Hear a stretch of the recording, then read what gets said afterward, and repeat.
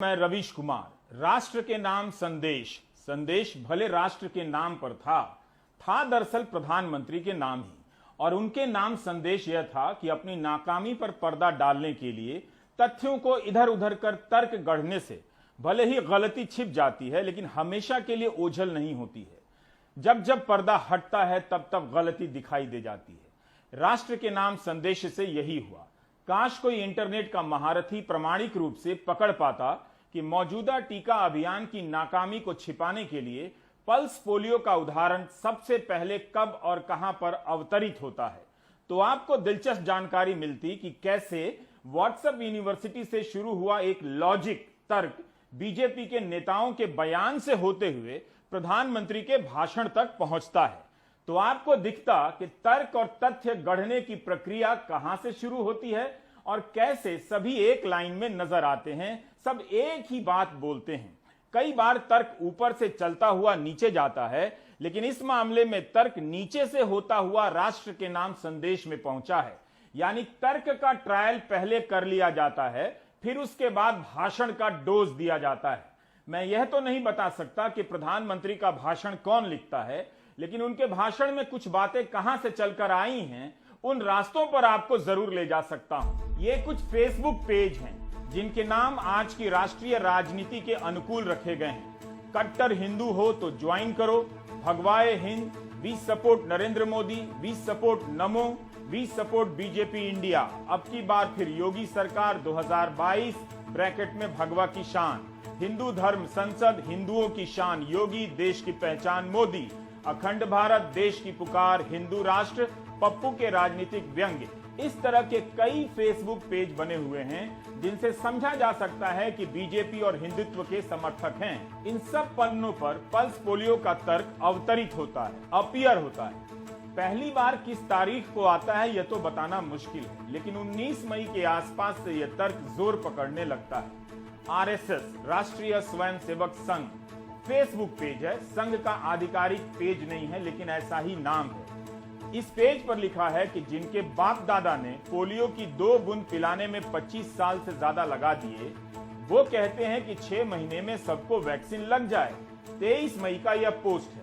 7 दिन के बाद 29 मई को बीजेपी सांसद सुशील मोदी ट्वीट करते हैं कि जिन्हें पोलियो का टीका देने में 25 साल लगे, वे कोरोना के टीकाकरण पर फैला रहे हैं भ्रम। सुशील मोदी का यह बयान अखबार में भी छपता है। कोरोना के टीका अभियान की जब पोल खुलने लगी और नाकामी के किस्सों से सोशल मीडिया के पेज भरने लगे, तब शायद पल्स पोलियो का यह तर्क लाया गया कि 25 साल लग गए। यही तर्क राष्ट्र के नाम संदेश में दूसरी तरह से जगह बनाता है, जब प्रधानमंत्री पिछली सरकारों के टीका अभियान की तुलना अपने अंदाज में करते हैं। आप प्रधानमंत्री के बयान का यह हिस्सा सुनेंगे तो लगेगा कि भाषण से पहले किस किस किताब का अध्ययन किया गया होगा। आप पिछले 50-60 साल का इतिहास देखेंगे तो पता चलेगा कि भारत को विदेशों से वैक्सीन प्राप्त करने में दशकों लग जाते थे। विदेशों में वैक्सीन का काम पूरा हो जाता था, तब भी हमारे देश में वैक्सीनेशन का काम शुरू भी नहीं हो पाता था।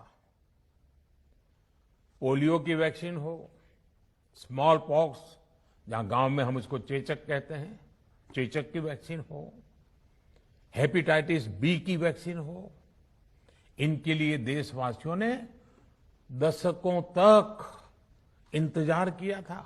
तो आपने देखा कि कैसे इस तर्क का ट्रायल 1 महीना पहले से हो रहा था और अंत में राष्ट्र के नाम संदेश में बूस्टर शॉट का रूप लेता है। जो तर्क योगी और मोदी समर्थकों के फेसबुक पेज पर पहले से मौजूद हैं, उसी तर्क के सहारे प्रधानमंत्री अपनी बात की शुरुआत करते हैं। किसी समाजशास्त्री को इसका अध्ययन करना चाहिए कि कैसे एक तर्क का पहले प्रसार किया जाता है, फिर सुप्रीम लीडर उसे अपने भाषण में जगह देते हैं। इस तरह नीचे फैलाए जा रहे कुतर्कों का राष्ट्रीयकरण हो जाता है। कुतर्क इसलिए कहा कि आप पल्स पोलियो अभियान की तुलना कोरोना वायरस के टीका अभियान से नहीं कर सकते हैं। पल्स पोलियो अभियान पर अलग से बात होगी क्योंकि समय अभी कम है और एंकर की क्षमता और संसाधन दोनों सीमित हैं। बहरहाल जो समझ में आया उसके आधार पर कुछ बातें बेहद स्पष्टता से आपके सामने रखना चाहता हूं। पहली बात, पल्स पोलियो की नाकामी या कामयाबी दोनों की तुलना कोरोना के टीका अभियान से नहीं की जा सकती। पल्स पोलियो का अभियान उन्मूलीकरण था। उन्मूलन मतलब जड़ से मिटा देने का अभियान। किसी भी जिले में 90% कवरेज के बाद भी असफल माना जाता था, जबकि कोरोना के टीका अभियान में 20% कवरेज पर भी छाती फुलाई जाने लगती है। You get my point. Pulse polio में कवरेज को भी 100% होना था और जड़ से भी मिटाना था। कोरोना के टीका अभियान में इस तरह के दावे नहीं है। जड़ से मिटाने का दावा तो हो ही नहीं सकता। दिसंबर में तो मोदी सरकार ने कहा था कि सबको टीका देने का टारगेट भी नहीं है। अभी 18 साल से ऊपर की बात हो रही है इन दिनों। पोलियो में 0 से 5 साल के देश में मौजूद सभी बच्चों को टीका देना था। पल्स पोलियो में शुरू से ही 100% टारगेट की बात थी। पल्स पोलियो का समय भी कुछ और था। असंख्य वॉलेंटियर पैदल पैदल गांवों में जाते थे, नाव में सवार होकर दुर्गम दियारा क्षेत्र में जाते थे। कई साल तक उनके पास मोबाइल फोन तक नहीं था। कोरोना के टीका अभियान के समय टेक्नोलॉजी से लेकर संसाधन के आधार बदल चुके थे। पल्स पोलियो के समय विश्व स्वास्थ्य संगठन की एक सर्विलांस टीम थी जो चेक किया करती थी किसी इलाके में कि कोई बच्चा टीका से छूट तो नहीं गया, कहीं कोई पोलियो का केस तो नहीं आया है। हंगामा मच जाता था कि पोलियो का एक केस मिला है। पल्स पोलियो के अभियान में किसी को सर्टिफिकेट नहीं मिलता था और ना ही उस पर प्रधानमंत्री का चेहरा होता था, बल्कि समाज के प्रभावशाली लोग जैसे सचिन तेंदुलकर, अमिताभ बच्चन, आमिर खान जैसे लोग इसके ब्रांड एम्बेसडर हुआ करते थे। इसलिए पल्स पोलियो की चुनौतियों और उस दौर से तुलना आज के दौर से नहीं की जानी चाहिए। पल्स पोलियो अभियान बेमिसाल अभियान था। पूरी दुनिया में इसका उदाहरण दिया जाता है। इसके आधार पर कई देशों में टीका अभियान बनाए गए हैं। अफसोस कि आज कोरोना की घोर नाकामी और झूठ पर पर्दा डालने के लिए पल्स पोलियो को नाकामी के रूप में पेश किया जा रहा है। चूंकि एक घोर असफल अभियान की पोल खुल रही थी, इसलिए दशकों की मेहनत से हासिल पल्स पोलियो की सफलता को असफल बताने का लॉजिक गढ़ा गया, जिसे व्हाट्सएप यूनिवर्सिटी ने घर घर पहुंचा दिया और हाउसिंग सोसाइटी में और रिश्तेदारों के व्हाट्सएप ग्रुप में। आपने भी देखा था कि बिना वेबसाइट में आधार कार्ड का नंबर दिए पोलियो वाली दीदी आपके घर आ जाती थी। तब भी आप मानने लगे कि वो असफल अभियान था। अब आधार कार्ड का नंबर देकर भी डेट नहीं मिलता है और टीका केंद्र पर जाकर भी टीका नहीं मिलता है, तो वो हकीकत आपको दिखाई नहीं देती है। आप देख रहे हैं, कई दिनों से इंतजार कर रहे हैं कि टीका नहीं है, लेकिन अभियान शुरू हो चुका है और उसे दुनिया का सबसे बड़ा अभियान बताया जा रहा है। लेकिन आप भरोसा कर रहे हैं व्हाट्सएप यूनिवर्सिटी के फालतू तर्कों पर। प्रोपेगेंडा के इसी भरोसे के कारण हमारी आंखों के सामने लाखों लोग मर गए, लेकिन सरकार ने धूल झोंक कर बताया कि कुछ 100 मरे हैं।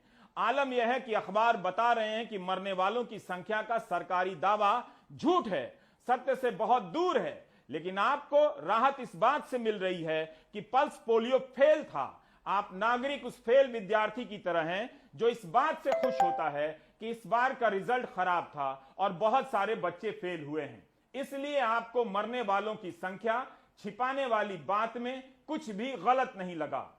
घर में शब्दकोश हो तो गैरत का मतलब खोजिएगा। किस तरह जब गैरत यानी आत्मसम्मान खत्म हो जाती है तो नागरिक मुर्दा हो जाता है। सिंपल इंग्लिश में बता रहा हूं, तभी यहां का नागरिक समाज इस बात से नॉर्मल हो चुका है कि मरने वालों की सही संख्या नहीं बताई जा रही है। बहरहाल हम बात कर रहे हैं पोलियो और कोरोना के टीका अभियान के बीच की तुलना की, जो की ही नहीं जा सकती है। उनका जिक्र कर आज की नाकामी की जवाबदेही से नहीं बचा जा सकता है।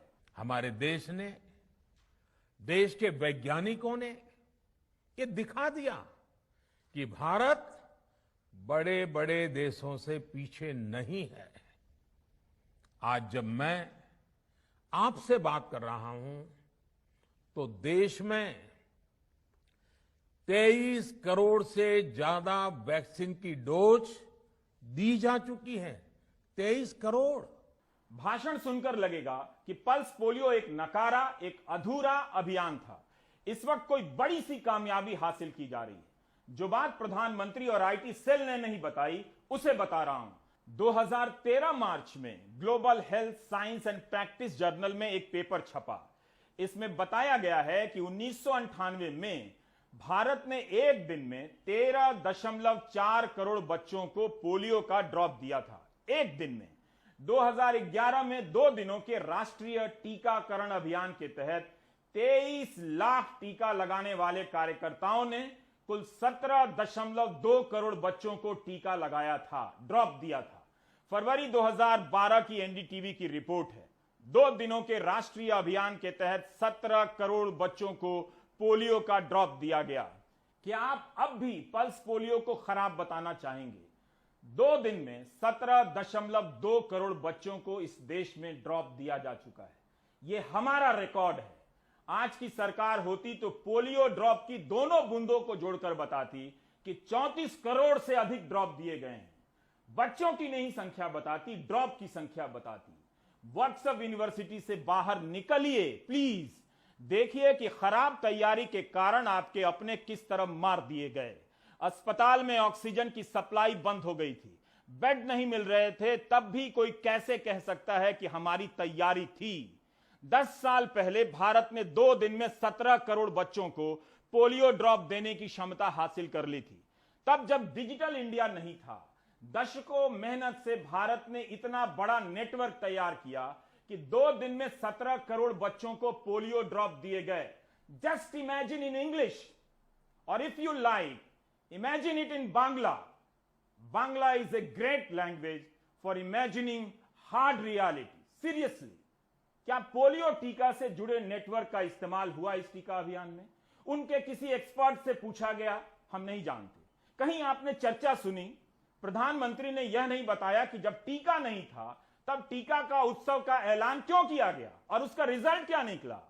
प्रधानमंत्री कह रहे हैं कि 143 दिनों में 23 करोड़ डोज दिए गए हैं। कोई तुलना ही नहीं है पिछले टीका अभियानों से। प्रधानमंत्री ने यह नहीं कहा कि कितने करोड़ लोगों को टीके दिए गए हैं, बल्कि उन्होंने कहा कि 23 करोड़ डोज दिए गए हैं। मुमकिन है इसमें से कुछ करोड़ ऐसे भी होंगे जिन्हें दोबारा डोज लग चुकी हो, यानी 23 करोड़ से कम लोगों को टीका लगा होगा। 143 दिनों में टीका अभियान के केंद्र बंद होने लगे। आपने देखा, सप्लाई ठप होने लगी, इसलिए आलोचना हुई थी। आर वर्ल्ड इन डेटा के अनुसार भारत ने केवल 14% नागरिकों को पहला डोज दिया है और 4% को दूसरा डोज। अमेरिका ने 41.5% आबादी को दोनों डोज दे दिया है और 51.1% को पहला dose.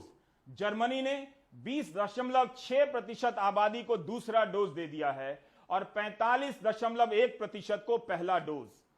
Our World in Data की वेबसाइट पर दोनों डोज देने के हिसाब से दुनिया के देशों की रैंकिंग की गई है।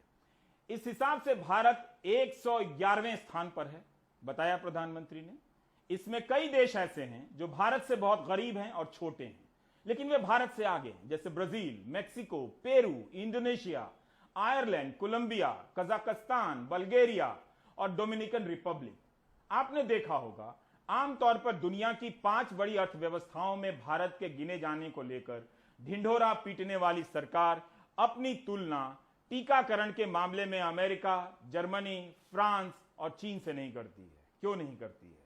आप कल्पना कर सकते हैं कि अगर कोरोना की दूसरी वेव से पहले हमारे फ्रंटलाइन वर्कर्स को वैक्सीन नहीं लगी होती तो क्या होता? सोचिए, हमारे डॉक्टर्स, नर्सिंग स्टाफ को वैक्सीन ना लगी तो क्या होता? अस्पतालों में सफाई करने वाले हमारे भाई बहनों को, एम्बुलेंस के हमारे ड्राइवर्स भाई बहनों को वैक्सीन ना लगी होती तो क्या होता? 16 जनवरी को जब टीका अभियान शुरू हुआ तो लक्ष्य था कि 1 मार्च तक, पहला चरण समाप्त होने तक 3 करोड़ हेल्थ वर्कर को टीका दिया जाएगा।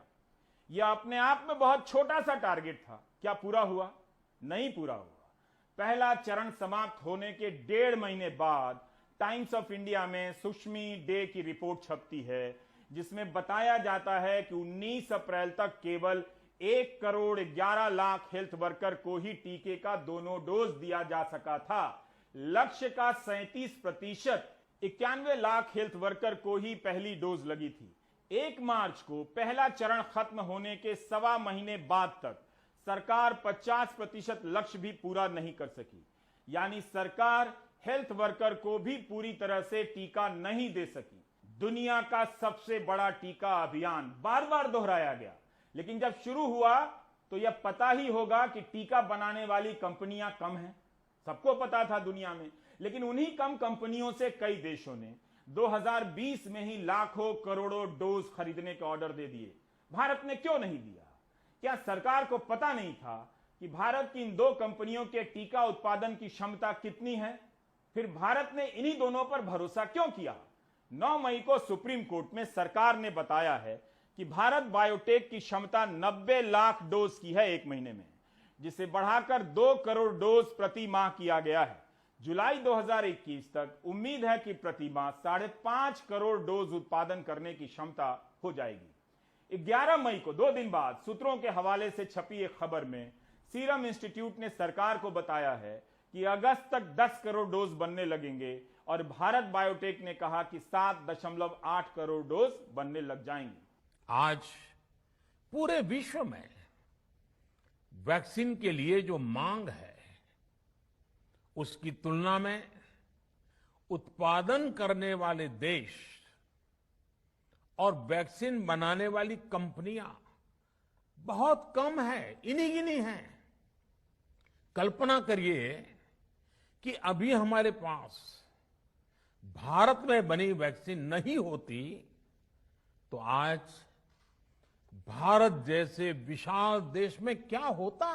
तभी तो सुप्रीम कोर्ट ने हिसाब मांगा कि किस टीके का ऑर्डर कब दिया गया, कितने टीके का ऑर्डर दिया गया और कब सप्लाई की गारंटी मिली। इसका रिकॉर्ड दीजिए। क्या सरकार ये रिकॉर्ड कोर्ट के सामने हाजिर करेगी या कहेगी कि नई नीति बन गई है, अब उसके हिसाब से काम होगा, पिछला छिपा लिया जाएगा? क्या हम पुराने हिसाब का सच कभी जान पाएंगे? दूसरी लहर के 2.5 महीनों में जो हाल हुआ है, उसकी सच्चाई पूरी तरह से जनता के सामने नहीं है।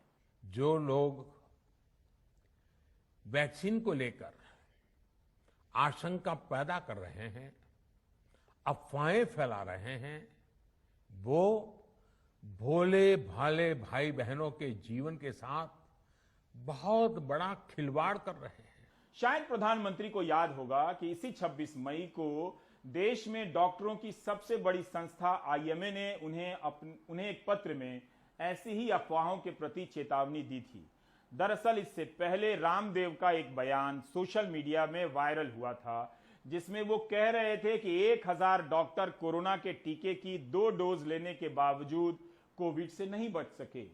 आईएमए ने इस बयान का हवाला देते हुए कहा कि टीकों के प्रति अफवाह फैलाने वाले ऐसे लोगों के खिलाफ बिना देरी किए देशद्रोह के तहत कार्रवाई होनी चाहिए, क्योंकि वो सरकार के उपचार के तरीके और टीका के खिलाफ प्रचार कर रहे हैं। क्या प्रधानमंत्री रामदेव के उस बयान का संज्ञान लेंगे? कोई कार्रवाई करेंगे?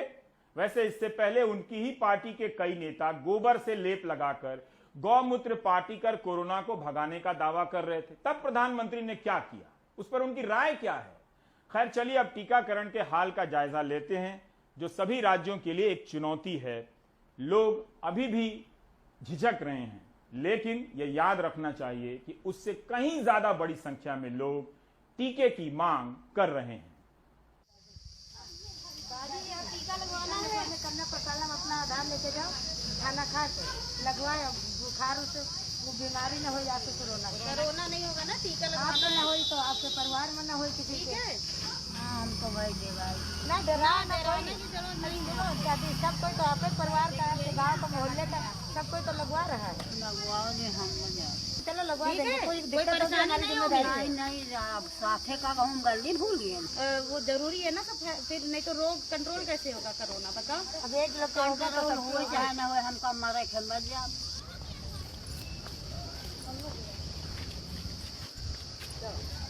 डॉक्टर नीलम चौधरी और उनकी टीम में शामिल आशा और आंगनवाड़ी कार्यकर्ताओं के लिए एक कड़ा दिन। उत्तर प्रदेश के बाराबंकी जिले में उनको ग्रामीण इलाकों में लोगों को टीका लगवाने के लिए समझाने का काम दिया गया है। मेरे पीछे जिस तरह की बात हो रही है, उससे आप ये इस बात का अंदाजा लगा सकते हैं कि यूपी में रूरल वैक्सीनेशन कितना बड़ा चैलेंज है। यहाँ आप ये देखेंगे कि यूपी में 2 करोड़ लोगों को 1 डोज टीके का लग चुका है, लेकिन फुली वैक्सीनेटेड जो लोग हैं वो सिर्फ 36 लाख हैं और ये बहुत कम संख्या है क्योंकि यूपी की जो टोटल पॉपुलेशन है वो कम से कम 23 करोड़ है और ये एक बहुत बड़ी चैलेंज है। फिलहाल उत्तर प्रदेश की महज 1.5% आबादी को ही कोविड वैक्सीन के दोनों डोज लगे हैं। देश के बड़े राज्यों के मुकाबले ये संख्या काफी कम है। हमारे यहाँ सब तैयार हैं। तुम लोग को टीका लगा है?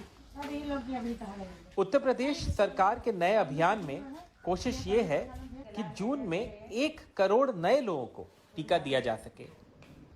सरकार की तरफ से जारी आंकड़ों के मुताबिक जून के पहले हफ्ते में करीबन 22 लाख लोगों को टीके लगे, यानी रोज औसतन 3 लाख। आप भी हम लोग के साथ में थे, लेकिन मोस्टली लोग तैयार हैं। कुछ लोग बिल्कुल हेजिटेट कर रहे हैं, जैसे ओल्ड एज के लोग हैं, कुछ महिलाएं हैं, तो वो नहीं हेजिटेट कर रहे हैं वैक्सीनेशन के लिए। तो हम लोग उनको समझाते हैं कि आप प्रोटेक्ट रहोगे तो आपके बच्चे भी, आपका परिवार सुरक्षित रहेगा। 100 का टारगेट है तो कितना अचीव कर पा रहे हैं? हम लोग 80-90% तक अचीव कर लेते हैं। सर बहुत जरूरी है, बहुत ज़्यादा जरूरी है सर।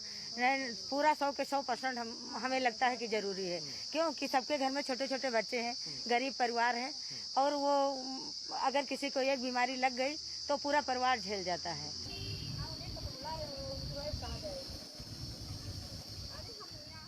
एक चीज़ जो उत्तर प्रदेश सरकार ने की है और शायद बाकी सरकारों ने भी देश भर में की होगी, वो ये है कि जो गांव के आसपास की सरकारी बिल्डिंग्स हैं वहाँ वैक्सीनेशन सेंटर शुरू किए। जैसे ये एक विद्यालय है और आप देख सकते हैं कि यहाँ वैक्सीनेशन भी हो रहा है और ये कक्ष है जहाँ पे वैक्सीनेशन किए जा रहे हैं। बहुत भीड़ नहीं है यहाँ, लेकिन तभी लोग आ रहे हैं और ये एक शायद अच्छी बात है। आप देख सकते हैं ये बुजुर्ग महिला अपना टीका लगवाने आई हैं।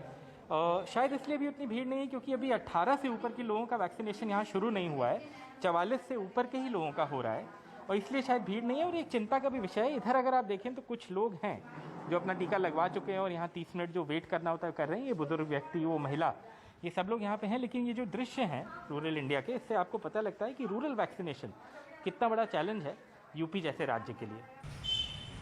लेकिन उत्तर प्रदेश के गाजीपुर में रास्ता बड़ा मुश्किल दिख रहा है। पुलिस थाने में बैठे इस डॉक्टर की आंखों में आंसू हैं। लोगों को टीका लगवाने के लिए जब वो एक गांव में गए तो उनके और उनकी टीम के साथ बदसलूकी की गई। हम लोग एक तो राष्ट्रीय कार्यक्रम कर रहे हैं, उसमें भी ये लोग हमारे व्यवहार हो रहा है, तो इसको सरकार की दायित्व है कि हम लोग की रक्षा करें। अरे इधर आओ तो। उत्तर प्रदेश में सचमुच रास्ता आसान नहीं है। गाजीपुर में सुनील सिंह, बाराबंकी में सरफराज वारसी और कैमरा पर्सन राजेश गुप्ता के साथ आलोक पांडे, एनडीटीवी इंडिया। ये आगरा का पारस अस्पताल है, आज इसे सील कर दिया गया।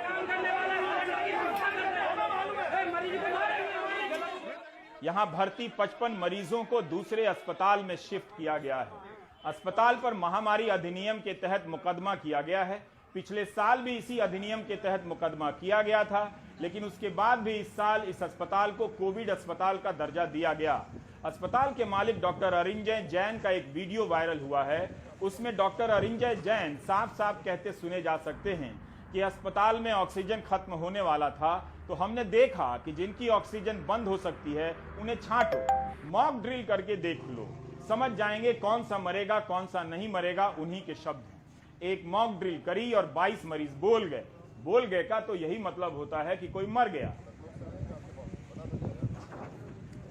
बोले बॉस आप समझाओ, डिस्चार्ज करना शुरू करो, ऑक्सीजन कहीं नहीं है।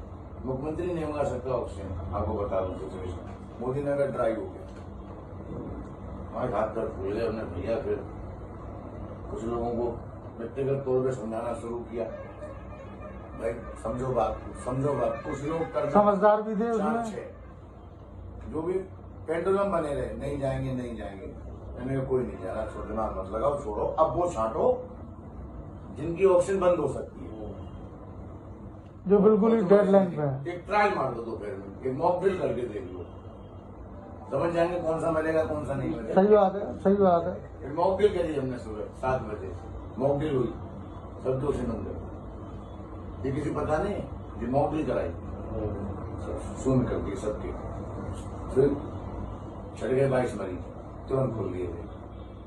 22 मरीज छट गए और भाई साहब 6 मरेंगे। और कितनी देर के लिए मॉकड्रिल करा? 5 मिनट के 5 मिनट में 22 मरीज मॉकड्रिल।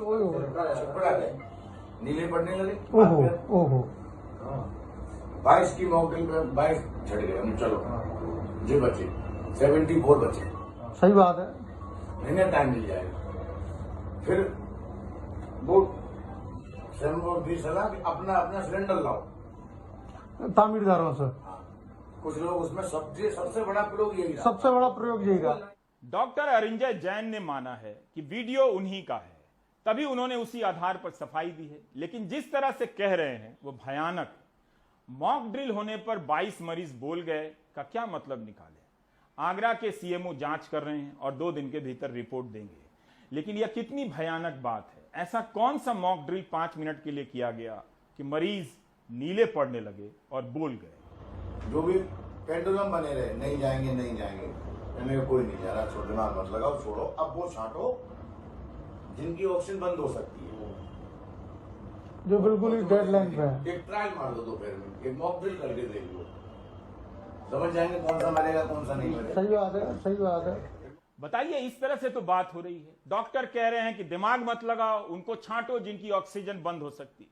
एक ट्रायल मार दो, मॉक ड्रिल करके देख लो कौन मरेगा कौन सा नहीं। आपने सुना किस तरह से बातें कही जा रही है। हमारे सहयोगी नसीम अहमद को डॉक्टर अरिंजय सफाई के नाम पर उर्दू पढ़ा रहे हैं। मतलब बोल रहे हैं कि मॉक ड्रिल का मतलब ऑक्सीजन की सप्लाई बंद करना नहीं है। उससे कोई नहीं मरा। लेकिन आपने सुना कि वे कह रहे हैं कि 5 मिनट के लिए मॉक ड्रिल किया तो 22 छट गया। ये आरोप निरर्थक गलत है। ऑक्सीजन की आरोप बंद करने का बिल्कुल न तो प्रयास ही नहीं किया गया। किसी मरीज की ऑक्सीजन 5 मिनट तो क्या 5 सेकंड के लिए बंद नहीं की गई, और ना ही वो डेथ हुई है जो लिखा गया है कि 22 लोग छट गए। हमने केवल एक कार्य किया, मैं आपको स्पष्ट बताता हूँ आपके चैनल के माध्यम से। जिस दिन ये ऑक्सीजन का क्राइसिस चल रहा था, जब हमारे पास काफी अधिक पेशेंट्स थे, हमारे लिए हर मरीज बराबर है। हमने हर मरीज के जान बचाने के लिए बैठक की हॉस्पिटल में, प्रयास किए कि कैसे हम मरीजों को कैटेगराइज करें। तो हमने 3 हिस्सों में मरीजों को कैटेगराइज किया। एक वो कैटेगराइज किए जिनको ऑक्सीजन की बहुत अधिक आवश्यकता थी, तो वो आवश्यकता उनके फ्लो मीटर चेक करके निकाली गई, जिसको मैंने मॉक ड्रिल का नाम दिया। वो मॉक ड्रिल का मतलब ऑक्सीजन बंद कर देना नहीं है। मॉक ड्रिल का मतलब है कि हमें अपने मरीज की संख्या के आधार पर अपने अस्पताल का ऑक्सीजन का लोड कैलकुलेट करना है कि हमें कितने मिनिमम सिलेंडर से हमारा काम चल जाएगा। यानी जो मदद करने वाली अथॉरिटी हैं वो हम उनसे कितने सिलेंडर मांगे। तो उस वीडियो में 22 मरीज छटने की बात आई। 22 मरीज छटने का मतलब बिल्कुल स्पष्ट है। जब हमने अपने मरीजों के फ्लो चेक किए, उनकी ऑक्सीजन की निर्भरता चेक की, हाइपोक्सिया के साइन चेक किए, तो उन 22 मरीजों को अधिक दिक्कत थी जो हाई फ्लो ऑक्सीजन पर अथवा वेंटिलेटर या बाईपैप पर थे।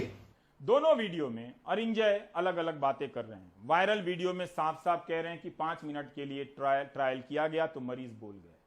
सफाई वाले वीडियो में कह रहे हैं कि ऑक्सीजन 5 सेकंड के लिए बंद नहीं हुआ। दुनिया में कहीं भी ट्रायल के जरिए ऑक्सीजन लोड नहीं निकाला जाता है, इस तरह से तो बिल्कुल नहीं। जिस तरह की बात डॉक्टर अरिंजय ने पहले वीडियो में कही है, मरीज को ऑक्सीजन रोककर लोड का पता नहीं लगाया जाता है, सिंपल सी बात है। यही नहीं, डॉक्टर अरिंजय का दोनों वीडियो मुख्यमंत्री योगी आदित्यनाथ के दावे की पोल खोल देता है। 25 अप्रैल को मुख्यमंत्री ने कहा था कि प्रदेश के किसी भी कोविड अस्पताल में ऑक्सीजन की कोई कमी नहीं है। समस्या कालाबाजारी और जमाखोरी की है, जिसे सख्ती से निपटा जाएगा।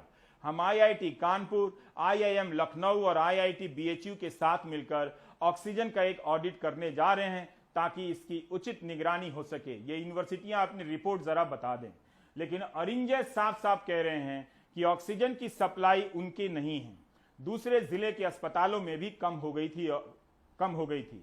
डॉक्टर अरिंजय 26 अप्रैल की बात कर रहे हैं। देखिए, अप्रैल के 3rd वीक में अचानक से कंजप्शन बहुत अधिक बढ़ जाने के कारण, मरीजों की संख्या बहुत अधिक बढ़ जाने के कारण ऑक्सीजन का क्राइसिस पूरे प्रदेश में एवं देश में था। जिस दिन ये क्राइसिस अपनी चरम पर था, उस दिन हम सभी लोग बहुत चिंतित थे। हमने अपने वेंडर से बहुत निवेदन किए कि आप कुछ भी करिए, किसी प्रकार से ऐसा व्यवस्था बनाइए कि ऑक्सीजन की आपूर्ति लगातार बनी रहे। और हमने हमारा जो IMA का ऑक्सीजन का ग्रुप था उसमें भी हमने अपनी परेशानियों को शेयर किया, प्रशासन से शेयर किया, हर अथॉरिटी को हमने शेयर किया, हर जगह से मदद मिली। हमारा जो IMA का पूल था वहाँ से हमें सिलेंडर दिए गए, सेंट पैट्रिक से, एडवांस गैस एजेंसी वहाँ से भी सिलेंडर दिए गए, लेकिन उस समय मरीजों की संख्या बहुत अधिक थी। क्या योगी आदित्यनाथ कुछ कहेंगे इस पर? आप नागरिक IT सेल के व्हाट्सएप मैसेज में ही रहिए। नागरिकता का बोध इतना खंडहर हो चुका है, जर्जर हो चुका है, कभी सोचा नहीं था। जांच हो रही है, ऑक्सीजन की कमी हुई थी, इसकी भी होनी चाहिए। आगरा में ही कमी हुई थी या इसी अस्पताल में कमी हुई थी? और जो वीडियो में कहा जा रहा है कि ऑक्सीजन बंद कर देखा गया, इसकी भी होनी चाहिए। इस खबर के बाहर आते आगरा में कांग्रेस के कार्यकर्ताओं ने थाना न्यू अगर आगरा पर प्रदर्शन किया और पारस अस्पताल के मालिक डॉक्टर अरिंजय जैन के खिलाफ हत्या का मुकदमा दर्ज करने की मांग की। प्रियंका गांधी ने अपने ट्वीट में लिखा है कि प्रधानमंत्री कहते हैं मैंने ऑक्सीजन की कमी नहीं होने दी, मुख्यमंत्री कहते हैं ऑक्सीजन की कोई कमी नहीं है, कमी की अफवाह फैलाने वालों की संपत्ति जब्त होगी। मंत्री कहते हैं मरीजों को जरूरत भर ऑक्सीजन दें, ज्यादा ऑक्सीजन ना दें। आगरा अस्पताल कहता है ऑक्सीजन खत्म थी। 22 मरीजों की ऑक्सीजन बंद करके मॉक ड्रिल की। कांग्रेस के कार्यकर्ताओं ने पारस अस्पताल के बाहर भी प्रदर्शन किया। अस्पताल के स्टाफ ने भी नारेबाजी की। दूसरी तरफ पारस अस्पताल में जिन लोगों के परिजनों की मौत हुई है उन्होंने भी डॉक्टर जैन पर मुकदमा दर्ज कराने की मांग की है। अमित चावला ने तो 26 अप्रैल को पिता को खोया और 27 को अपनी पत्नी को। सबसे ज़्यादा जो डेथ हुई है जो मैंने देखा वहाँ पे, एक तो फादर की मेरी 26 अप्रैल की नाइट में हुई और 27 को मेरी मैसेज हुई। तो मैं जब देखा तो ICU पूरा खाली हो चुका था, जबकि पूरा 26 अप्रैल नाइट में और 27 अप्रैल को, क्योंकि 2 दिन मेरे 2 पेशेंट एडमिट थे। कितने मरीज वहाँ रह गए थे?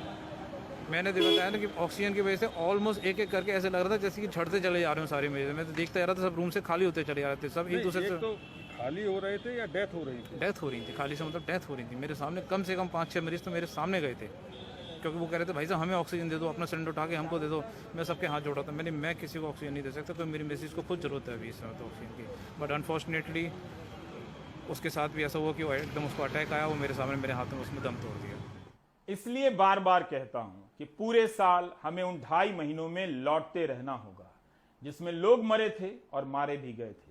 जब तक बार बार नहीं लौटेंगे और झूठ की चादर उठाकर नहीं देखेंगे, आगे अपनी जिंदगी सुरक्षित नहीं कर सकते हैं। हमें जानना ही होगा कि अस्पतालों में किस तरह मजबूर किया गया कैश देने के लिए, ज्यादा बिल बनाए गए। इसकी कहानी से पर्दा उठाना होगा। यह मैं जानता हूं कि उन अस्पतालों का कुछ नहीं बिगड़ने वाला है। यह जानते हुए भी हर कार्यक्रम में सवाल क्यों उठा रहा हूं, पूछिए, ताकि आप ये सवाल उठाएं। वरना मैं जवाब जानता हूं, यही कि आपका कुछ नहीं हो सकता। ब्रेक ले लीजिए।